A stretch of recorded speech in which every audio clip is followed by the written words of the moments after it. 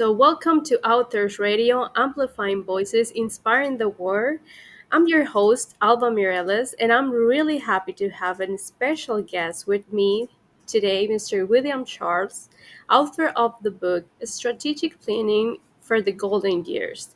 We're here to talk about your book, your ideas, and everything behind the pages. Mr. William, thank you so much for joining us. Hey, thanks. So, Mr. William, can you tell us a little bit about yourself and what inspired you to write this book?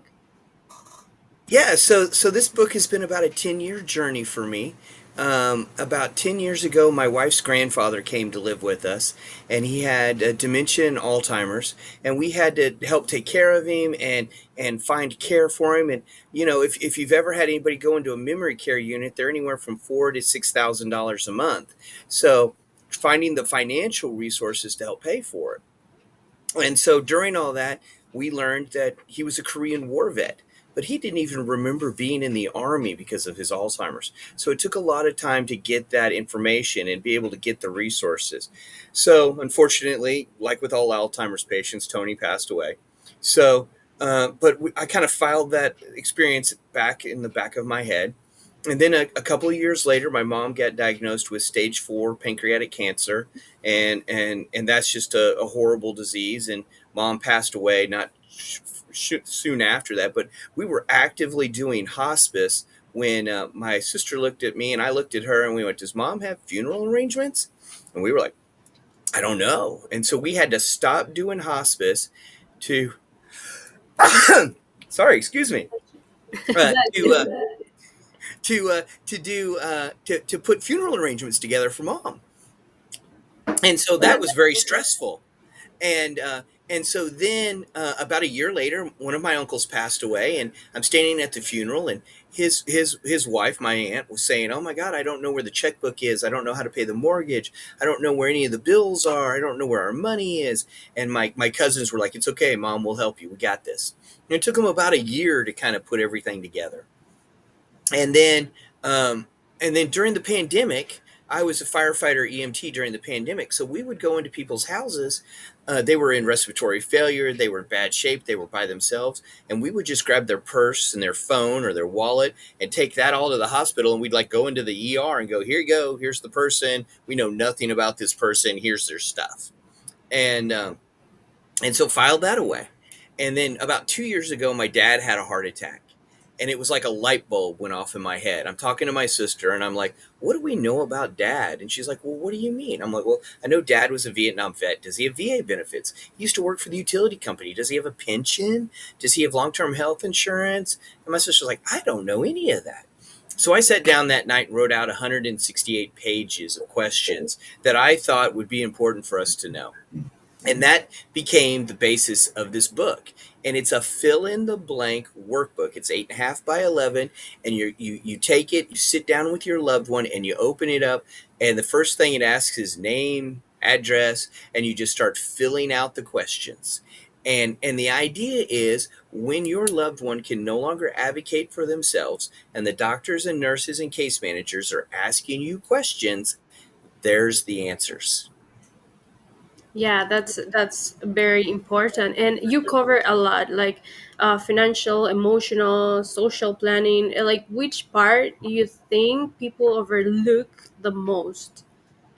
Well, so there's three major sections to the book. There's the personal section, there's the medical history section, and the financial. So in the front section, the personal section, a lot of people overlook what their preferences are. When do they like to eat? Where do they like to sleep? What do they want to eat? What do they not want to eat? What I can remember my grandfather being in the assisted living facility, and he said they served me some sort of weird pie for dinner, and we're like, "What are you talking about?" And they served him quiche. Well, he'd never eaten a quiche in his entire life. He'd never even seen it. And he was like, "I don't know why we got pie for dinner." And so it's those kinds of things there. It's like, what is your loved one like and dislike? But in the medical history section, no known drug allergies. What drugs are they taking? What surgeries did they have? I didn't know this about my mom, but my mom had breast implants.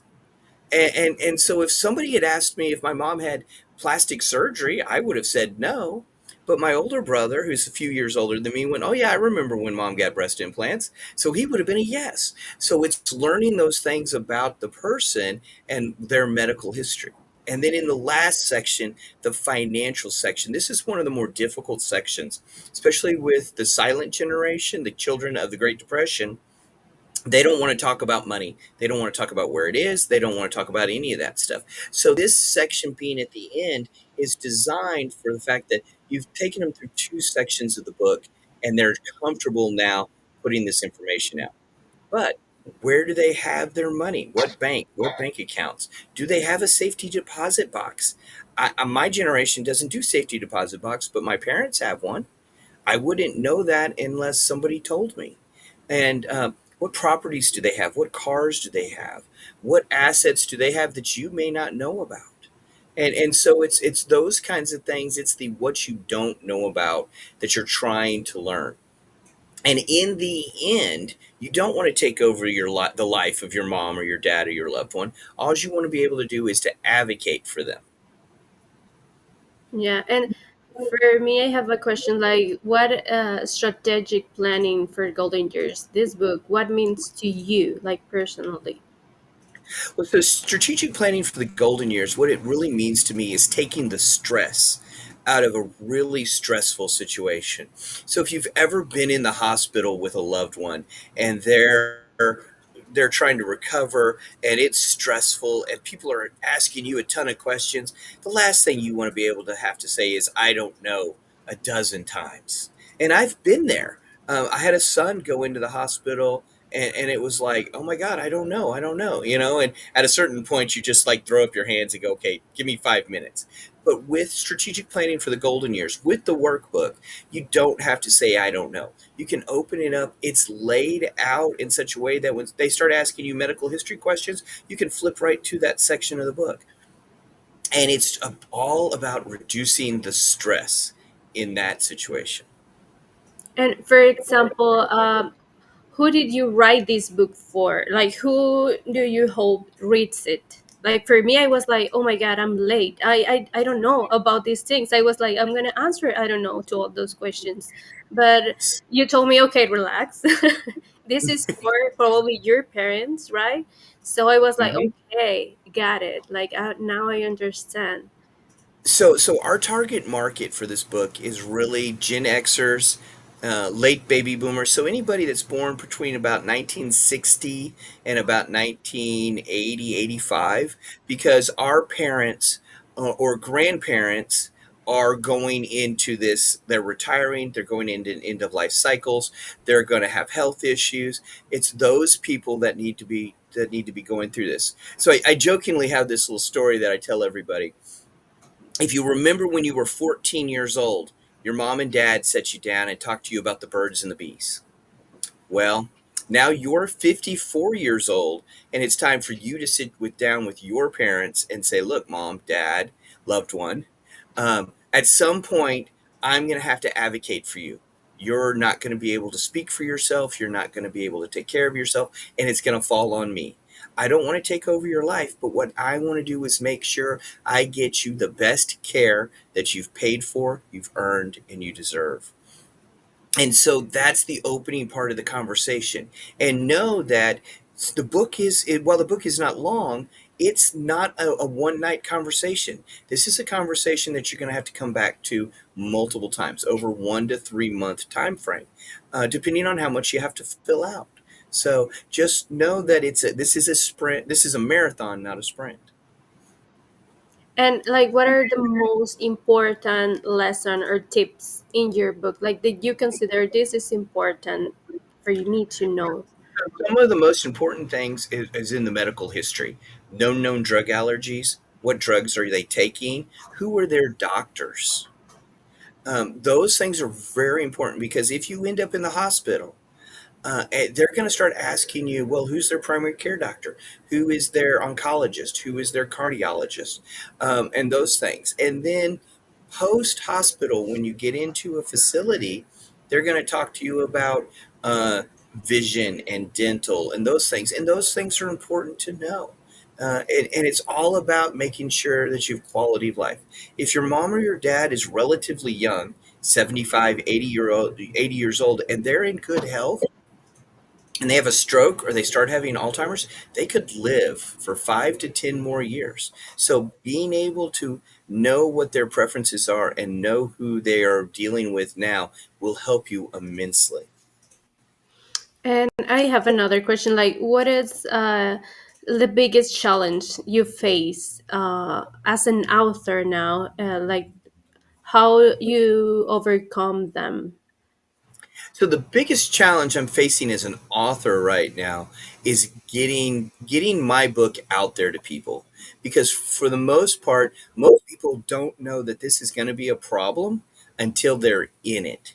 So right now it's all about creating awareness and talking to people about, hey, look, it's not a matter of if, it's when. This problem is coming. Either you, your spouse, one of somebody in your close circle is going to be affected by somebody that's going to have a stroke. They're going to have Alzheimer's dementia. They're going to need somebody to advocate for them. So know that this is coming. And so that's what we're doing right now with our kind of our podcast virtual tour, book tour, is we're trying to create awareness. And what has been the most rewarding aspect of being an author and writing about this topic so far?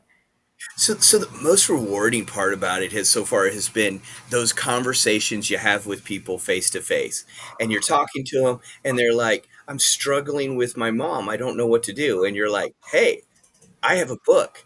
Buy my book. Here's why you buy my book."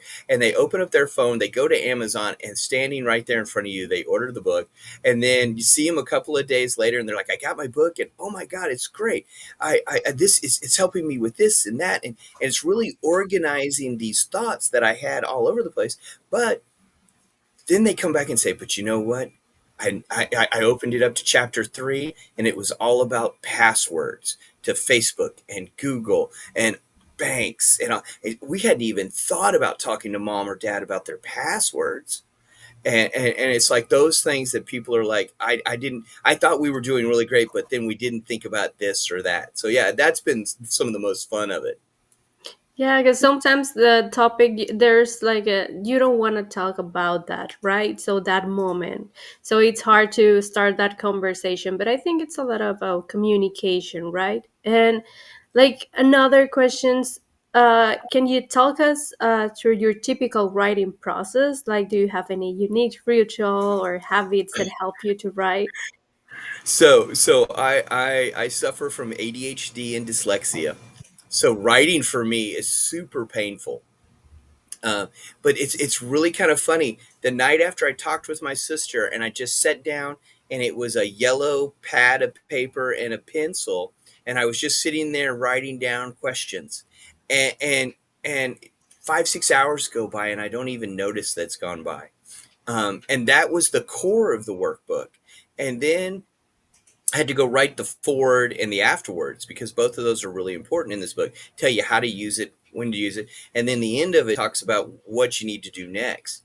And those sections, I just had to sort of sit down and once I get that first sentence on paper, it starts to flow.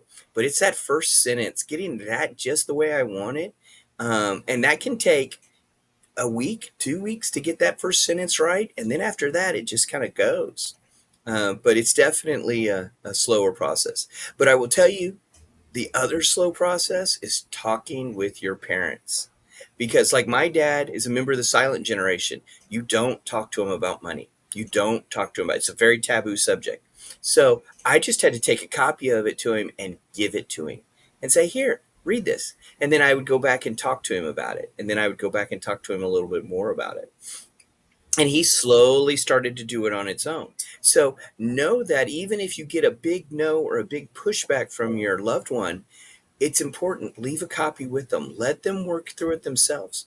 Talk to them about it more, because this is something that, when the stressful situation happens, this will help reduce the stress. And just like with my writing, I have to sometimes figure out how to reduce my stress to make it go right. And so it's very similar processes. And like for aspiring authors in our audience, what's one piece of advice you will offer them on their writing journey? So, that's the funny part about this, right? Nobody in my families are writers, and everybody that I talk to within my family like poo pooed all over me. So don't let them poo poo all over you. Keep writing. Keep, and it's kind of like being an entrepreneur.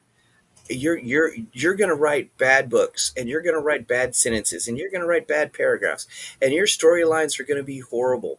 And then one day it's all going to just kind of come together, and the next thing you're going to know, you wrote an amazing book. And so don't give up. Keep writing. So many authors that you talk to that are just like, I struggled and I struggled and I struggled, and then one day it just clicked. And that's going to be with anything. So same thing with writing. Just keep at it. And if it's bad, save it, because one day if you make it famous, that bad work will be worth all sorts of money. Yeah, thank you so much, William. Like, these 15 minutes go so fast, but it's truly been a pleasure having you on Authors Radio. Thank you for sharing your story and giving us a look into the heart of the book. To all the listeners, don't forget to check out his book, Strategic Planning for Golden Years. Thank you for tuning in to Outers Radio, amplifying voices, inspiring the world. Join me for the next time with another inspiring guest. Until then, happy listening. Thanks.